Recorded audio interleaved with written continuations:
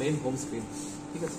আর এই তো বিল লাগলে দূরে থেকে তো দেখা যায়। এখানে আপনার সকালবেলা এসে কি করতে হয়, ফার্স্ট কাজ হলো অ্যানালাইজার স্ট্যাটাসে যাবেন, গিয়ে আপনি দেখবেন যে সবগুলো ব্লু কালার আছে নাকি, ঠিক আছে। অ্যানালাইজার স্ট্যাটাসে গেলে আপনার মেশিনের স্ট্যাটাসটা ইন্ডিকেশন করে। তো এখানে কি কি ব্লু কালার আছে এটা তো বললাম, রিএজেন্ট কম্পার্টমেন্টটা। এটা মানে হচ্ছে